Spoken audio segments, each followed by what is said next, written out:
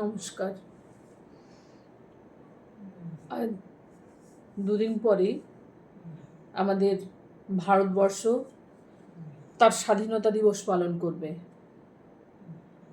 জনগণ মেতে উঠবে, বাইরে থেকে অতিথিরাও আসবে, হয়তো দেশ বিদেশ থেকে।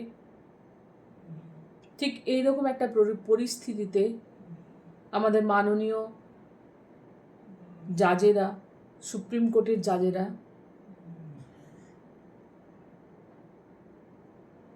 আদেশ দিলেন দিল্লির রাস্তা থেকে সমস্ত অবলা কুকুরদের শেল্টারে পাঠানোর।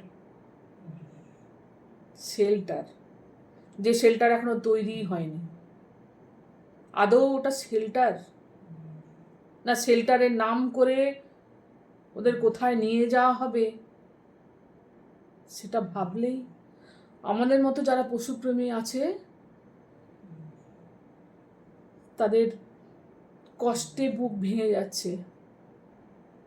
বাচ্চাগুলো জানেও না তারা কোথায় যাবে, তাদের ভাগ্যে কি লেখা আছে।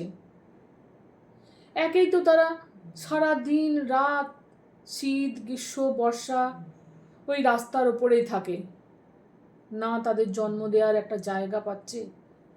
মানুষ তো কংক্রিটে মুড়ে দিয়েছে শহর গ্রাম, একটু ফাঁকা জায়গা নেই, গাছপালা কেটে ফেলেছে। ওদের সেই একটুখানি জায়গা আর আমাদের মতো কিছু সহৃদয় মানুষের ভালোবাসা ওদেরকে কোনো রকমে টিকিয়ে রেখেছে। ওরা ওইটুকু পেয়েই আমাদেরকে কৃতজ্ঞতায় ভরিয়ে দেয়। তাও ওদের ওপর এত মানুষের রাগ। আমরা কি পারতাম না? অনেক আগে থেকে এটা করতে পারতাম না যে তাদের জন্ম নিয়ন্ত্রণের দ্বারা তাদের সংখ্যাটা কমিয়ে নিয়ে আসতে, তাদের ভ্যাকসিন দিতে? আমরা তো কত দিকে কত টাকা খরচা করি, কত কত মানুষের কত টাকা মানে যায় তার ঠিক নেই।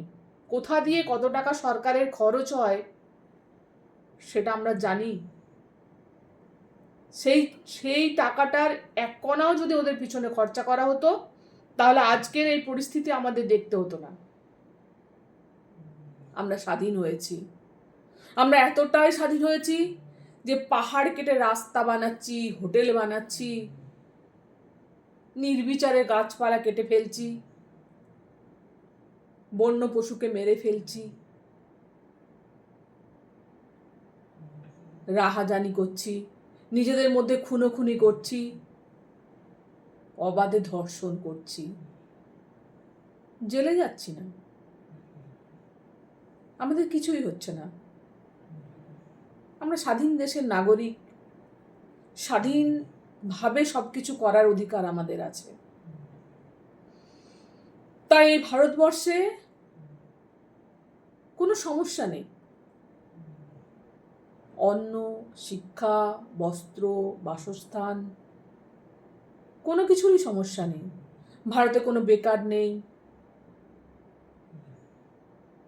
শুধু সমস্যা আছে একটাই, এবং একমাত্র সমস্যা, হাজার হাজার বছর ধরে আমাদের সাথে আমাদের প্রতিবেশীর থেকেও নির্ভরযোগ্য হয়ে বেঁচে থাকা সেই অবলা রাস্তার কুকুরগুলি।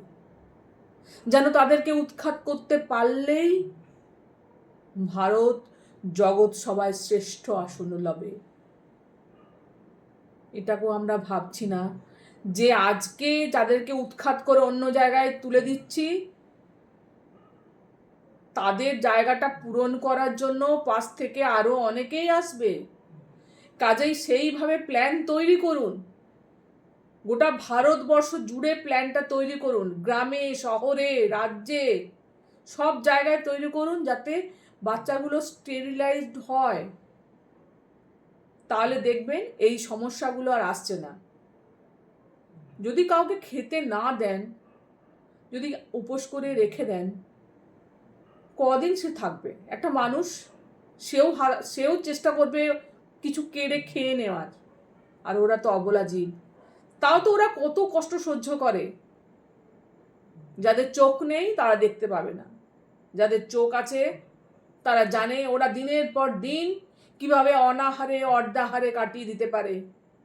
রেলে কাটা পড়ে, রাস্তায় ধাক্কা খেয়ে, টেনে হিচড়ে নিজের শরীরটাকে নিয়ে চলতে পারে মুখ বুজে।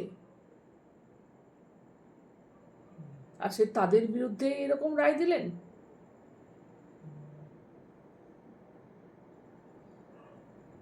আমরা পশুপ্রেমীরা চুপ করে বসে থাকবো না। ওরা কথা বলতে পারে না, কিন্তু ওদের হয়ে কথা বলতে পারি আমরা। ওদের ভোট নেই, আমাদের ভোট আছে।